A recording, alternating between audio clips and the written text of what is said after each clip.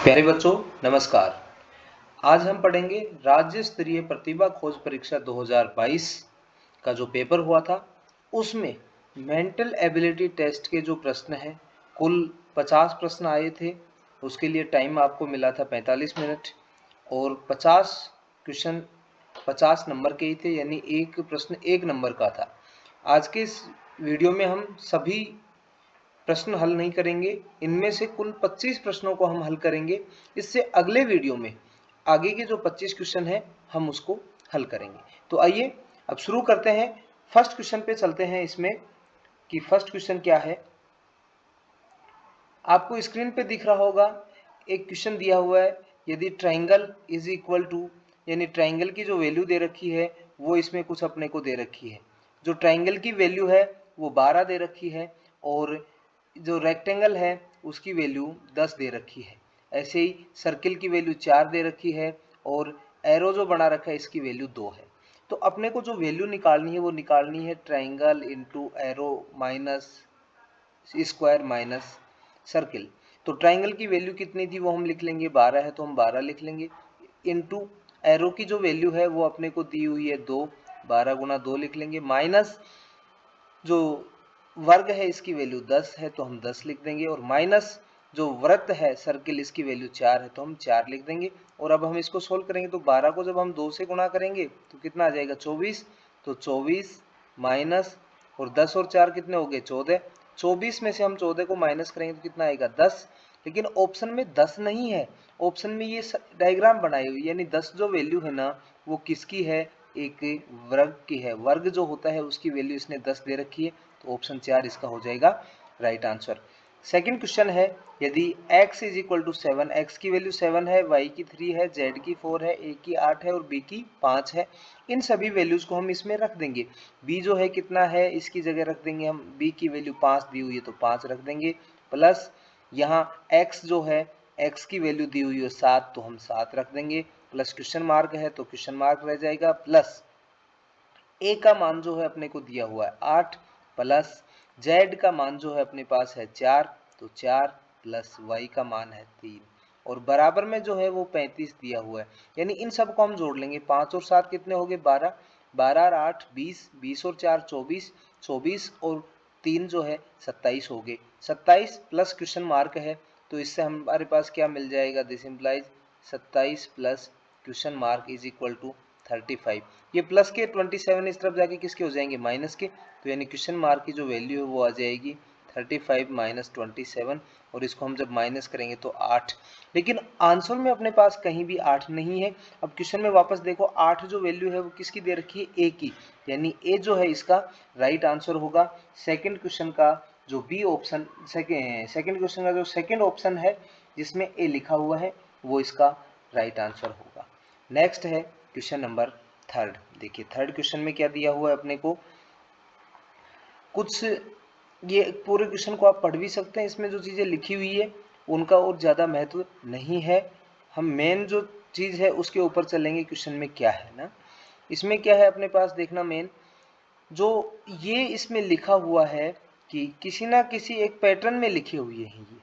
अब ये इनके पास एक पैटर्न है कुछ ना कुछ, यानी 6 गुना 8 गुना 3 को ये इस तरीके से 243 लिख रहे हैं, 7 गुना 6 गुना 1 को 211 लिख रहे हैं, 8 गुना 4 गुना 3 को 163 लिख रहे हैं। तो इसको हम क्या लिखेंगे, 5 गुना 8 गुना 7 को, ये अपने को निकालना है। देखिए ये 3 है लास्ट में, इसको ध्यान से देखिए, इसके भी लास्ट में 3 ही आया, यहाँ 1 है तो 1 ही आया, यहाँ 3 है तो 3 ही आया, यानी लास्ट में 7 है तो लास्ट में तो अपने डिजिट में क्या आएगा 7 आएगा, लेकिन 7 तो 3 ऑप्शन में दिया हुआ है। अब दूसरा आगे देखो, 6 को 8 से गुणा करते हैं तो ज्यादा आएगा, यानी 6 को हम 8 से गुणा करेंगे तो 48 आएगा, और 48 का आधा कितना हो गया 24, यहाँ लिख दिया। 7 को हमने 6 से गुणा किया तो कितना आया 42, और 42 का आधा 21 यहाँ लिख दिया। 8 को 4 से गुणा किया 32, 32 का आधा 16 लिख दिया। ऐसे हम भी कर देंगे, 5 को 8 से गुणा करेंगे तो 40, और 40 का आधा कितना होगा 20, यानी ये नंबर कितना आएगा 207, इसका 4 नंबर ऑप्शन हो जाएगा राइट। क्वेश्चन नंबर 4 में देखो, 12 से हमने लिख दिया 148, 14 से 200, 17 से 293। देखो 12 का वर्ग अपने को पता है कितना होता है 144, और उसमें हमने 4 जोड़ दिया। 14 का वर्ग होता है 196, 196, उसमें 4 ऐड कर दिया। 17 का वर्ग होता है 289, उसमें 4 जोड़ दिया तो 293। ऐसे ही 15 है तो 15 का वर्ग होता है 225 और उसमें हम 4 जोड़ देंगे तो कितना हो जाएगा 229। फर्स्ट इसका राइट आंसर होगा। 8, 60, 7, 12, 5 बीच में 66, 26, 4 बीच में क्या आएगा देखना। अब इसमें हम ऐसा कर सकते हैं, 8 को हमने 7 से गुना किया तो जैसे 8 को 7 से गुना किया तो कितना है 56, 56 और उसमें 8 का आधा कितना है 4, वो जोड़ दिया तो 60 हो गया। ऐसे 12 को हमने 5 से गुना किया तो 60 और 60 में 12 का आधा कितना होता है 6, इसमें जोड़ा तो कितने हो गए 66। ऐसे 26 को हम 4 से गुणा करेंगे, 26 को 4 से जैसे ही गुणा करेंगे तो आ जाएगा 104।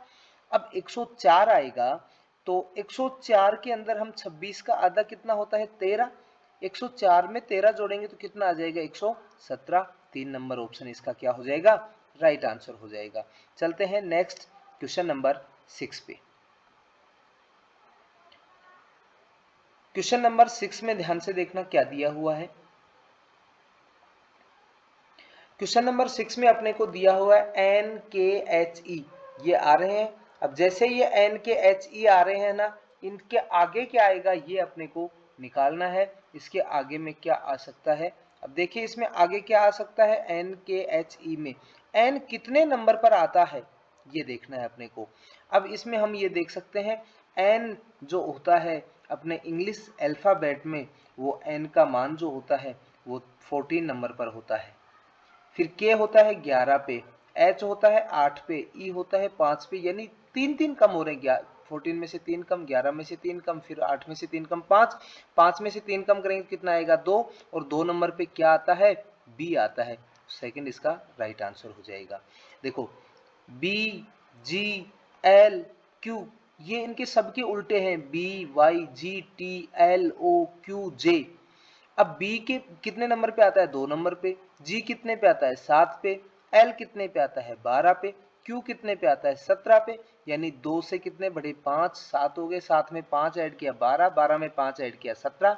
अब 17 में जैसे हम 5 ऐड करेंगे तो कितना आ जाएगा 22 और 22 नंबर पे क्या होता है V, तो यानी पहले क्या आएगा V और V का जो उल्टा होता है E होता है V E। इसको हम इसका अलग से एक टॉपिक पढ़ेंगे कि जो नंबरिंग है वो कैसे याद करें, वी का उल्टा ई कैसे होता है ना। नेक्स्ट क्वेश्चन नंबर 8, या इसको ऐसे देख सकते हैं वाई कितने नंबर पे, टी कितने पे, इन सब में 5-5 कम होते जा रहे हैं और हम इसको आगे बढ़ देंगे जैसे ई, जे, ओ, टी, वाई, है ना। Next question number 8, H, T, D, J, S, G, L, R, J. H के बाद में देखना बेटा, एच के बाद में आई को छोड़ के जे लिख दिया, फिर के को छोड़ के एल लिख दिया, फिर हम भी एम को छोड़ के क्या लिख देंगे एन लिख देंगे, एक छोड़ के लिख दिया। फिर अब ऊपर वाला जो है उसमें चलो टी में से एक कम कर दिया, एस टी, एस के बाद टी आता है, आर, क्यू आ जाएगा अब इसमें क्योंकि क्यू, आर, एस, टी। अब देखो डी है, डी के बाद में ई और एफ दो को छोड़ दिया, जी लिख दिया, फिर एच और आई को छोड़ दिया, जे लिख दिया, जे के बाद के और एल को छोड़ देंगे, हम क्या लिख देंगे एम, यानी एन क्यू एम किस ऑप्शन में है फर्स्ट में, तो फर्स्ट इसका हो जाएगा राइट आंसर। अब आगे चलते हैं क्वेश्चन नंबर 9 पे। क्वेश्चन नंबर 9 में जो दिया हुआ है 6:215, अब इसमें ध्यान से देखना बेटा, 6 आ गया और बड़ी संख्या आ रही है तो अपने दिमाग में आना चाहिए 6 का घन कितना होता है। 6 का घन होता है 216 और 216 में से 1 माइनस कर दिया तो 215, ऐसे ही हम भी यहाँ कर देंगे। 7 जो होता है 7 का घन कितना होता है 343 और 343 में से 1 माइनस कर देंगे तो कितना आ जाएगा 342, यानी 4 नंबर ऑप्शन इसका राइट आंसर होगा। फिर है क्वेश्चन नंबर 10, देखो 7 का वर्ग कितना होता है 49 प्लस 1 किया तो कितना हो गया 50। अब यहां पर भी देखो यहां कितना लिखें कि जिसका वर्ग करके एक जोड़ने पर 145 आ जाए, तो यहां लिख देंगे हम 12 क्योंकि 12 का वर्ग होता है 144 और उसमें एक जोड़ेंगे तो हो जाएगा 145। अब क्वेश्चन नंबर 11, अब ये जो कैलेंडर से संबंधित प्रश्न है इसको हम कैलेंडर का एक पूरा वीडियो बनाएंगे उसमें और डिटेल में आपको समझाएंगे, इसको डायरेक्ट शॉर्टकट हम आपको बता रहे हैं। 10 जून 2018 को रविवार हो तो 10 जून 2020 को कौन सा वार था? अब देखिए 2018 तो ना तो लीप वर्ष है, अगर लीप वर्ष होता तो भी कोई फर्क नहीं पड़ता। क्यों? क्योंकि 2018 का फरवरी अपने काम में ही नहीं आया, जून में हम चले गए, ठीक है ना। क्योंकि जब लीप वर्ष होता है तो उसमें हमें देखना होता है कि क्या फरवरी काउंट हो रहा है कि नहीं हो रहा, एक दिन जो बढ़ता है वो फरवरी की वजह से बढ़ता है। अब जैसे ही साल चेंज होगी 2018 के बाद 2019 आएगा, ये भी लीप वर्ष नहीं है, तो कितने बढ़ेंगे? जब भी साल चेंज होता है तो एक दिन बढ़ता है बस। फिर जैसे 2020 में आएंगे तो 2020, अभी हम ये जो बात कर रहे हैं जून की कर रहे हैं, 10 जून की, तो अब 2020 में जून में पहुंचेंगे तो फरवरी तो आ गया, और 2020 जो है लीप वर्ष है, इसलिए यहाँ एक दिन ना बढ़ करके कितने दिन बढ़ेंगे? 2 दिन, यानी 2018 जून से लेकर जून 2020 में हम पहुंचेंगे तो कितने दिन बढ़ जाएंगे? कुल 3 दिन बढ़ जाएंगे। तो यहाँ पर अपने इस प्रश्न में क्या दिया हुआ था? रविवार, रविवार में 3 दिन बढ़ा देंगे तो क्या हो जाएगा? सोमवार, मंगलवार और बुधवार। तो इस क्वेश्चन का जो राइट आंसर होगा वो हो जाएगा बुधवार। यदि m बराबर 13 है तो MAN बराबर 28 है, ये कैसे आया? m की वैल्यू 13, a की वैल्यू 1 और n की वैल्यू 14, यानी 13 प्लस 1 प्लस 14, 13 प्लस 1 प्लस 14 कितना आ गया? इसको हम टोटल जोड़ लेंगे तो ये अपने पास आ जाएगा 13 1 14, टोटल 28 आ गया ना, इसलिए इसको हमने टोटल लिख दिया 28। अब इसमें हम चलेंगे MORE लिखा हुआ है मोर, तो m की वैल्यू कितनी होती है? 13 प्लस o जो होता है ना वो 15 नंबर पे होता है, प्लस r जो होता है वो 18 नंबर पे होता है, और e जो होता है वो 5 नंबर पे होता है। अब हम 13 15 15 और 5 कितने हो गए? 20, इन सबको हम जोड़ लेंगे। जैसे हम इन सबको जोड़ेंगे तो अपने पास टोटल आ जाएगा 51, यानी इस क्वेश्चन का जो राइट आंसर होगा वो हो जाएगा 51, हो जाएगा। नेक्स्ट, यदि किसी कूट भाषा में रोड को क्या लिख रहा है? SNBC, देखो आर के बाद में क्या कर दिया? डायरेक्ट एस, यानी +1 हो गया। फिर ए के बाद में बी लिख दिया इसने, यहाँ पर भी क्या हो गया? +1, यानी और ओ से पहले क्या आता है? एन, यहाँ इसमें -1 किया। डी से पहले क्या आता है? सी, तो -1, यानी सबसे पहले +1 फिर -1 फिर +1 और फिर -1। तो सेम चीज हम यहाँ भी कर देंगे। एफ में +1 करेंगे तो क्या आ जाएगा? जी। आई से -1 करेंगे, यानी आई से पहले वाला वर्ड जो होता है क्या आता है? एच। एस के बाद में क्या आएगा? टी, और H से पहले जो होगा वो क्या आ जाएगा? G, यानी GHTG जो है इसका राइट आंसर होगा, यानी क्वेश्चन नंबर 13 का फर्स्ट ऑप्शन क्या होगा? Right. Question next, question number 14। अब क्वेश्चन नंबर 14 के ऊपर हम देखेंगे कि क्या इसका सही आंसर होगा। यदि P Q के दक्षिण में हो, ध्यान से देखना इस क्वेश्चन को, P जो है वो Q के दक्षिण में है, तो हम सबसे पहले क्या करेंगे? 4 दिशा बना लेते हैं। देखिए अपने को पता होनी चाहिए, ये तो होती है पूर्व दिशा ईस्ट, ये होती है पश्चिम दिशा वेस्ट, और ये होती है उत्तर दिशा नॉर्थ, और नीचे होती है दक्षिण दिशा साउथ।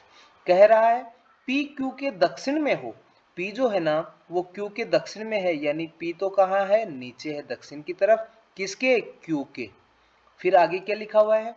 आर क्यू के पूर्व में है, आर जो है ना वो क्यू के किस दिशा में है? पूर्व में है। तो अब पूछा है पी आर के सापेक्ष किस दिशा में है? पी जो है ना आर के सापेक्ष, अब यहाँ पर ऐसा अगर हम यहाँ बनाएंगे तो ये जो दिशा होगी क्या हो जाएगी? साउथ वेस्ट, यानी दक्षिण पश्चिम जो दिशा है उसमें है ये कौन? पी। किसके सापेक्ष? आर के सापेक्ष, यानी आर के रेस्पेक्ट में पी की पोजीशन क्या है। Next question number 15। गायों और मुर्गियों के एक समूह में गिनने पर सिरों की कुल संख्या 50 है, पैरों की कुल संख्या 180 है। तो इसका एक डायरेक्ट फॉर्मूला आप याद रख सकते हैं कि जो 4 पैर वाले पशु जो पूछे जाएं इसमें 4, अब अपने को इतना तो आइडिया होना चाहिए, देखो इसमें गाय है, गाय के 4 पैर होते हैं, मुर्गी के 2 पैर होते हैं। तो जो 4 पैर वाले पशु होंगे उनकी जो संख्या होगी ना, संख्या इनकी हम क्या निकाल देंगे संख्या। इसका डायरेक्ट फॉर्मूला याद रख सकते हैं, कुल पैर, यानी कुल पैर अपने को प्रश्न में दिए हुए होंगे और उसको डिवाइड बाई कितना करेंगे 2 माइनस कुल सिर, यानी इससे जो संख्या आएगी ना वो 4 पैर वाले जानवरों की आएगी। तो कुल पैर कितने हैं 180 बटे में 2 माइनस कुल सिर कितने हैं 50। 180 को हम 2 से भाग देंगे तो कितना आएगा 90, और 90 में से 50 को हम माइनस कर देंगे तो कितना आएगा 40। यानी जो 4 पैर वाले हैं यानी गायों की जो संख्या है ना वो कितनी है 40। लेकिन प्रश्न में पूछी किसी समूह में मुर्गियां कितनी होंगी, तो टोटल अरे सिर कितने हैं 50, सिर 50 है तो टोटल जानवर भी 50 है। अगर अपने को पता चल गया कि गायों की संख्या 40 है तो हम क्या कर देंगे, इसको इसमें से माइनस कर देंगे। जैसे ही माइनस कर देंगे तो कितना आ जाएगा 10, यानी 50 में से हम 40 को माइनस कर देंगे तो ये जो कुल मुर्गियों की जो संख्या आई है ये आ जाएगी 10। नेक्स्ट है क्वेश्चन नंबर 10। देखिए क्वेश्चन नंबर 10 में दिया यदि x y की बहन है। इस प्रश्न को ध्यान से करना। ऐसे प्रश्न में क्या करोगे लिख लेना, अगर पुरुष आ रहा है तो प्लस लिख देना, महिला आ रही है तो माइनस। x y की बहन है यानी x जो है ना वो y की बहन है, तो ये एक ही लाइन में आएंगे। x है ना बहन तो इसलिए इस पे माइनस, y का अपने को अभी तक नहीं पता। y k की पुत्री है, y जो है ना वो k की पुत्री है तो k आएगा ऊपर, और पुत्री है इसलिए ये क्या आएगा माइनस। के एल का पति है, के जो है ना वो पति है किसका एल का, तो ये पति है इसलिए पुरुष है प्लस, और ये महिला होगी तो माइनस। अब देखना बेटा ये दोनों पति पत्नी है और ये दोनों बहन है, ये दोनों इनकी बेटियां हैं। अब पूछा क्या है एल का वाई के साथ क्या संबंध है, जो एल जो है ना वो वाई का क्या लगेगा, एल जो वाई की क्या लगेगी मम्मी लगेगी यानी माता। तो थर्ड ऑप्शन इसका क्या हो जाएगा राइट आंसर। नेक्स्ट है क्वेश्चन नंबर 7। धातु के एक घनाभ की लंबाई 18 सेंटीमीटर, चौड़ाई 16 सेंटीमीटर, ऊंचाई 14 सेंटीमीटर है। इसे पिघलाकर 4 सेंटीमीटर भुजा वाले समान घन बना दिए जाएं तो घनों की संख्या होगी। ऐसे घनों की संख्या निकालने के लिए हम क्या करेंगे, जो पहले बड़ा दे रखा है घनाभ उसका आयतन निकाल लेंगे, आयतन का, और उसके आयतन को हम घन के आयतन से भाग दे देंगे। घनाभ का आयतन होता है लंबाई गुणा चौड़ाई गुणा ऊंचाई, तो लिख लो लंबाई गुणा चौड़ाई कितनी है 16 और ऊंचाई कितनी है 14, डिवाइड में घन की भुजा 4 सेंटीमीटर है, घन का आयतन होता है भुजा का क्यूब, यानी उसको 3 बार गुणा कर देंगे। 4 को 4 से काटेंगे, 16 को 4 चौक 16, 4 से 4 कट जाएगा, फिर इस 4 से 2 काट देंगे, 2 ये कितने पे कटेगा 7 पे, और 2 से हम इसको 18 को काटेंगे कितने पे कटेगा 9 पे, यानी ऊपर क्या रह गया 9 और 7, 9 और 7 को गुणा करेंगे तो हम कितना आ जाएगा 9 7 63, यानी कुल छोटे घन जो बनेंगे उनकी संख्या होगी 63। नेक्स्ट है क्वेश्चन नंबर 18। क्वेश्चन नंबर 18 जो है उसमें है बाईं ओर से डी का स्थान। अब ये जो क्वेश्चन नंबर 18 आया इसके लिए पहले कुछ इंस्ट्रक्शन दे रखी है, इसको हम ध्यान से पढ़ना होगा। इसमें इंस्ट्रक्शन दी हुई है नीचे, ये वाला जो 18 से लेकर 20 तक जितने भी प्रश्न हैं उन सभी में ये वाली इंस्ट्रक्शन है, ये पूरी की पूरी काम आएगी। इसको देख ली ध्यान से, अगर इसको ध्यान से समझ लिया तो आपके 3 प्रश्न सही हो जाएंगे।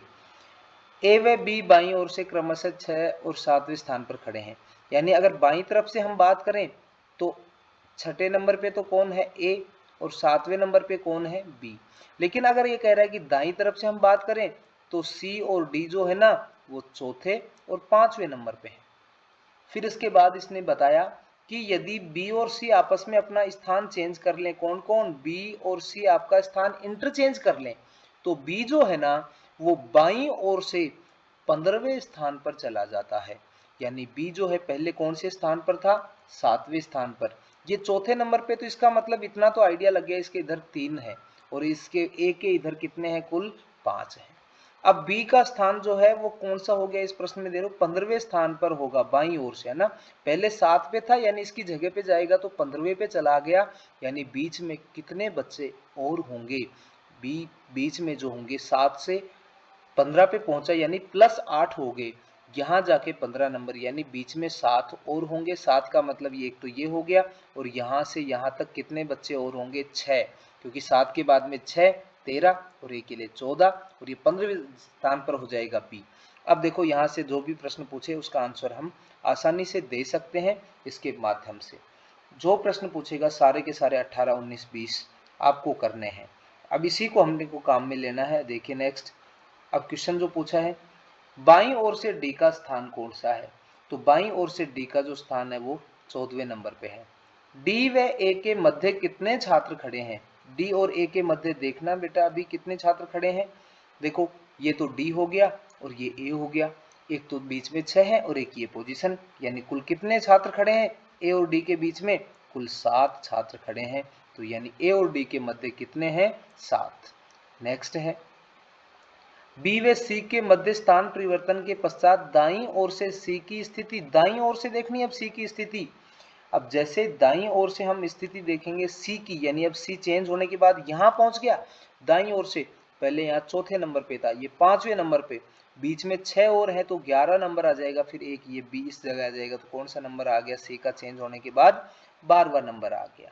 तो स्थान चेंज होने के बाद में जो नंबर आया सी का वो कौन सा 12वां नंबर हुआ। टोटल प्रश्न हो गए 20। अब 21 से 25 तक अपने को कुछ इंस्ट्रक्शन दे रखी हैं। वो क्या इंस्ट्रक्शन दे रखी हैं ध्यान से देखना, इस क्वेश्चन के अंदर नीचे दी हुई इंस्ट्रक्शन है। ये अपने को डायग्राम बनाया हुआ है, इस डायग्राम के आधार पर ही प्रश्नों के उत्तर अपने को देने हैं। और यहाँ 21 22 केवल 2 प्रश्न है और आगे के प्रश्न जो हैं नेक्स्ट पेज पर मिलेंगे। अब इसमें क्या क्या दिया हुआ है उनको हम पहले लिख लेते हैं। देखो दिए गए आरेख में आयत जो है वो किसको रिप्रेजेंट कर रही है, महिला को। तो आयत जो है ना हम इसके अंदर लिख सकते हैं कि आयत किसको रिप्रेजेंट कर रहा है, महिला को।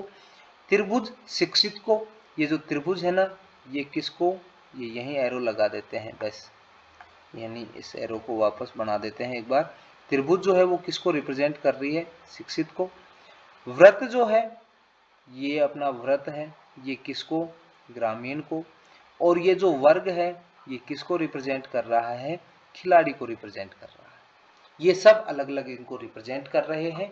अब प्रश्न पूछा है कितनी महिलाएं खिलाड़ी हैं, महिला यानी ये जो बॉक्स है अपना, ये रेक्टेंगल है, आयत है ये, और खिलाड़ी है आयत में भी आनी चाहिए और ये जो वर्ग है खिलाड़ी वाला इसमें भी आनी चाहिए, यानी इसमें 2 नंबर है 15 और 8, यानी टोटल कितने हो गए 23 महिलाएं ऐसी हैं जो खिलाड़ी भी हैं।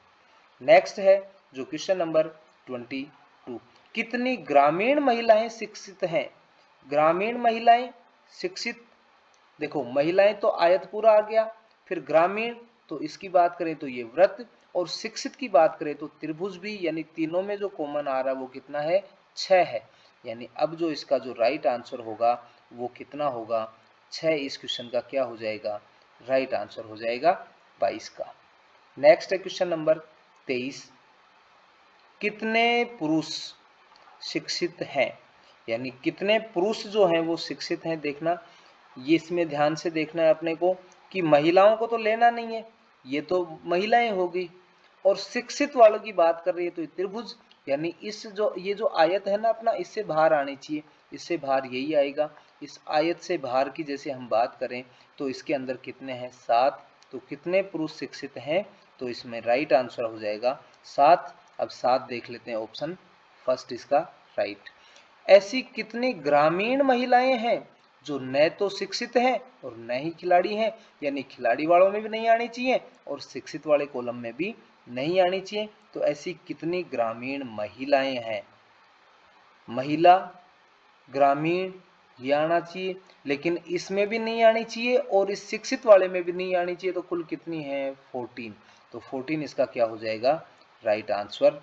तो ऐसी कितनी ग्रामीण महिलाएं जो शिक्षित भी नहीं है और खिलाड़ी भी नहीं है, तो 14। कितने ग्रामीण पुरुष खिलाड़ी हैं, कितने ग्रामीण को देखना है और पुरुष को देखना है और खिलाड़ियों को देखना है। ग्रामीण की बात करें तो ये ग्रामीण, और ये खिलाड़ी की बात करें तो ये वर्ग, लेकिन ये आयत में आ रहे हैं जो तो महिलाएं हैं 8, तो इसका राइट आंसर हो जाएगा 12। तो 12 जो होगा इसका राइट आंसर होगा 12 जो है ग्रामीण पुरुष खिलाड़ी। आज के इस वीडियो में इतना ही। बाकी आगे के जो 25 प्रश्न हैं वो इससे नेक्स्ट वीडियो में हम डिस्कस करेंगे जल्द ही। इसलिए आप अपने सभी साथियों को जोड़ें, ज़्यादा से ज़्यादा वीडियो को शेयर करें। जितने भी प्रश्न हैं 2022 के, 21 के, मैट के, सेट के और टॉपिक वाइज भी रीजनिंग के जो टॉपिक हैं, जो इम्पोर्टेंट टॉपिक्स हैं, उनके भी वीडियो हम जल्द ही आपके साथ साझा करेंगे। इसलिए वीडियो को अधिक से अधिक शेयर करें जिससे ज़्यादा से ज़्यादा बच्चों को इसका लाभ मिल सके। ओके।